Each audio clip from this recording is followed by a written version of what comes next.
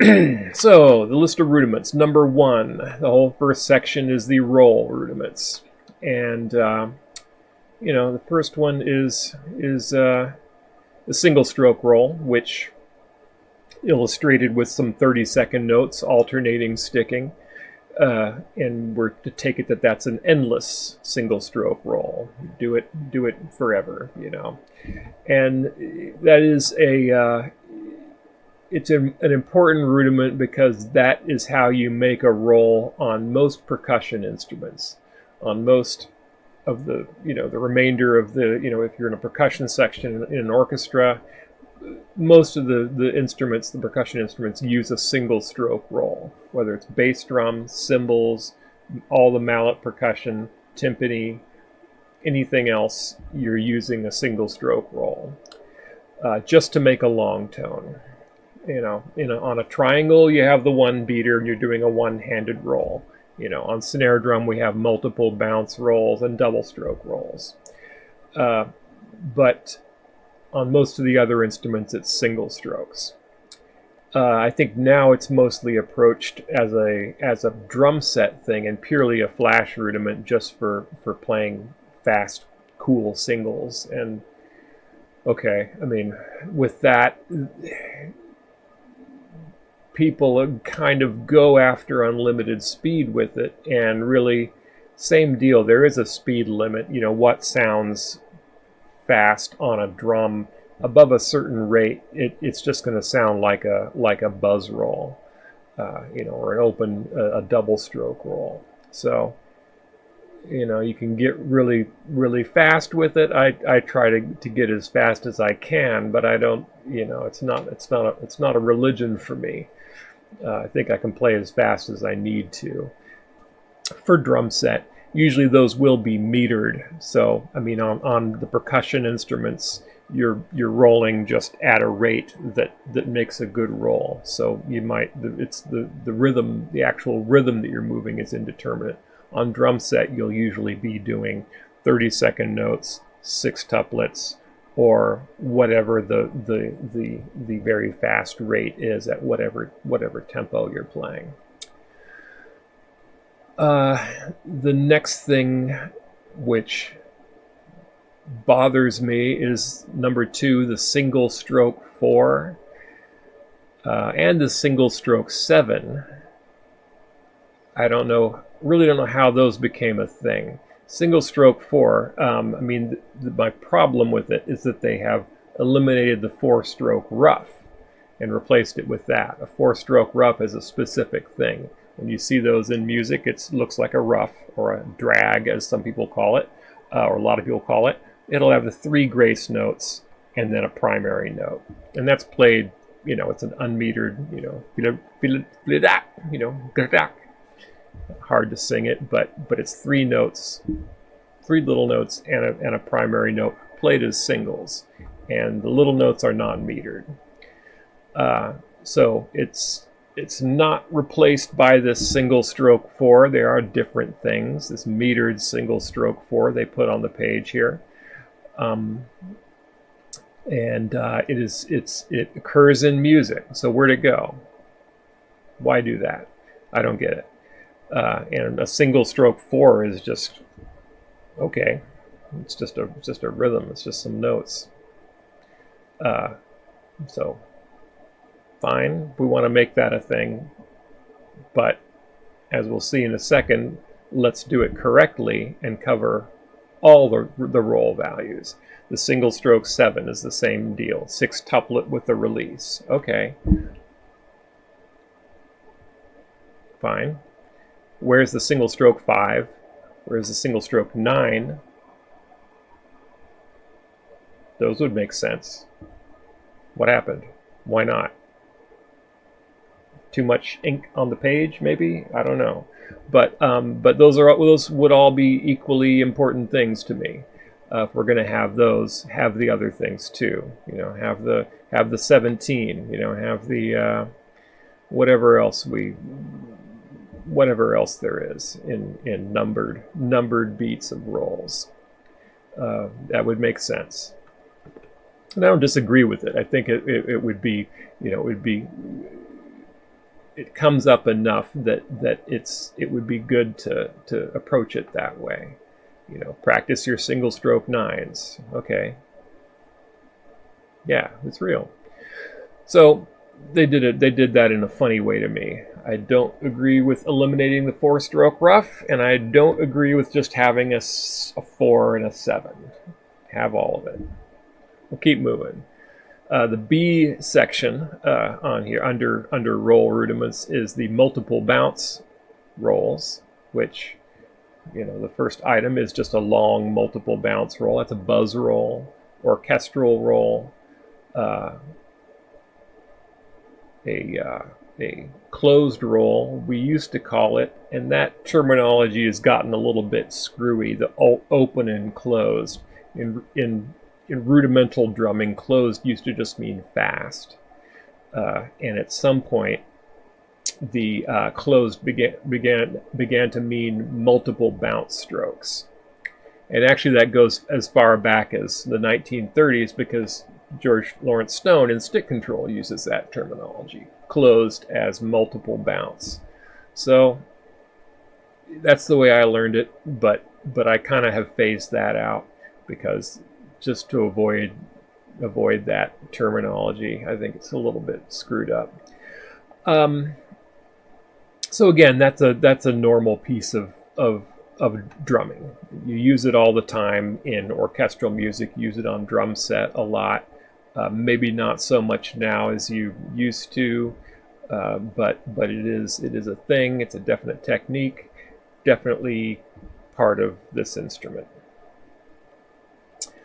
And of course, all of the rolls that are listed under double stroke rolls in a moment are applicable to the multiple bounce roll. There should be multiple bounce versions of all those numbered rolls, or most of them. Some of the numbered rolls in the open roll section are specifically rudimental, and you wouldn't necessarily be doing them in the setting where you would be doing a regular, you know, orchestral roll in an orchestra setting. The next item is a triple stroke roll, number 5, which, again, including it under multiple bounce, it's not a multiple bounce roll. It's a multiple stroke roll, but it's not a multiple. Buzz stroke is a specific thing. It's you know, it's not the same kind of stroke. Just because there's more than 2 notes or more than 1 note, it's not multiple bounce. That's a multiple stroke roll. In my opinion, a different category of thing. And it's specifically a drum corps thing. This was never a real rudiment outside of that. It doesn't have any it's just a flash thing that drum lines would do. To me, it's you know, maybe there's something to be gained from practicing it, but that's not the point. As a musical item, it's a little goofy to have it in there. It's not a real musical thing where there's ever any call for that for any reason except for as a flash rudimental item. So that's that. Moving on. Section C, double stroke open roll rudiments, which is a redundancy. Double stroke and open are the same thing. In my training, open roll meant double stroke roll. So the first thing, number 6, the double stroke open roll. And yeah, it's same deal, endless double stroke roll. And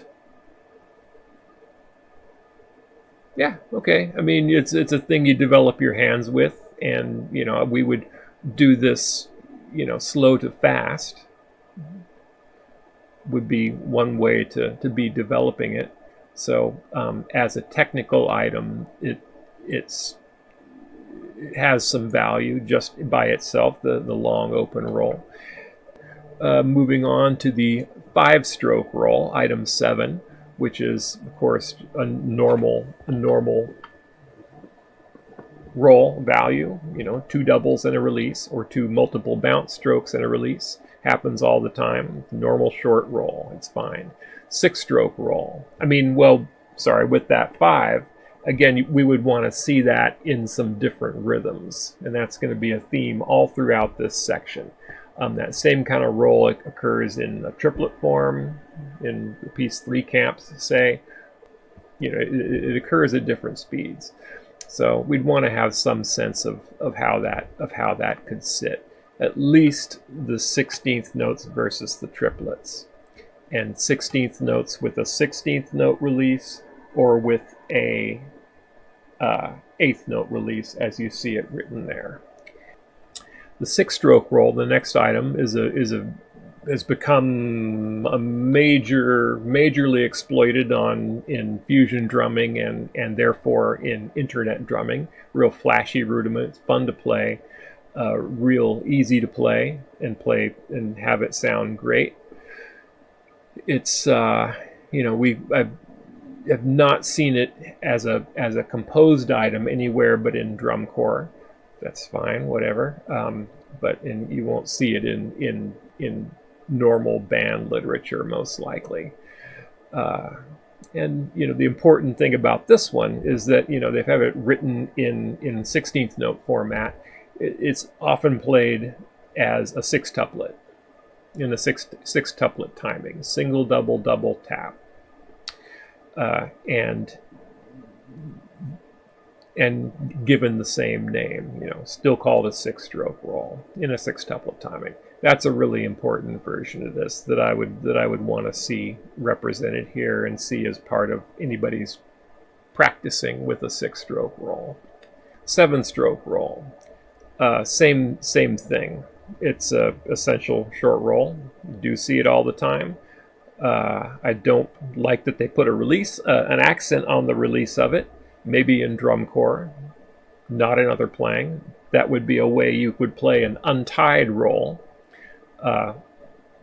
One way to do it, with a soft release that's not audible, just to put a space in between 2 quarter notes that are rolled with no tie in between.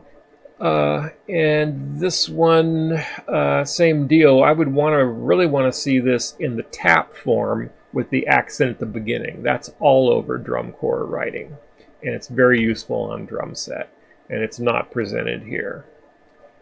Really want to see that. Tap, double, double, double.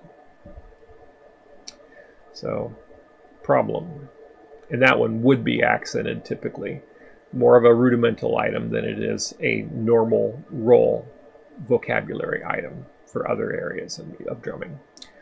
The 9-stroke roll, just a basic thing. That's a necessary basic short roll. No problem. Again, I don't want to see an accent on the release. That's a strictly you don't do that normally in non-rudimental playing. You play a normal release that's part of the texture of the roll. Maybe more or less audible, but usually you don't grrr, bat, for most stuff. 10-stroke roll, I don't know. I guess all of the even numbered rolls are notable because they have two release notes, or they lead with an accent and then they have a release. So there's 2 accented singles connected with them. The 10, I don't really get it that much. It occurs in 3 camps, different rhythm, different form than this again. During the middle part, does, the long roll. Every bar in 3 from the second part of 3 camps on is a 10-stroke roll. Apart from that setting, I never particularly use that one anywhere else. It's just a 9 with something else happening around it. Doesn't really mean a lot to me. 11-stroke roll, number 12. This one too, the form that it occurs in the first part of 3 camps, the first camp of 3 camps. Does. The long roll is an 11. tap, double, double, double, double, double. 2 triplets with an accent at the beginning, with the doubles on the remaining triplets. So that's more of one, I suppose. And I don't, that's easily converted, that would be a dotted quarter note length if we were in 4/4 or something. So again, with the accent at the beginning of it, normally I wouldn't see the accent at the end of it as is written here. If I was playing it in that setting, I'm accustomed to having the accent at the beginning. So they put it in a funny form. It could really use a lot further explanation than what's here. This form is not real. I don't find it useful. The 13, which would be if we were in a triplet feel, that'd be 2 full triplets and a release, or a full 6 tuplet and a release.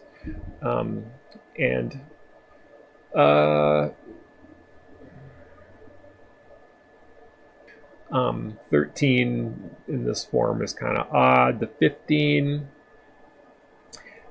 is sort of along the lines of that 7-stroke roll. You could use that one to do untied half note rolls. A half note with a roll on it. Put the release on the of the second beat. Not accented. Again, they put an accent on the end. No accent. And that'll put a separation between the untied rolls. Again, if I would want to see the tap at the beginning, and more likely to use that on drum set with all these that have the release, a 16th note release at the end.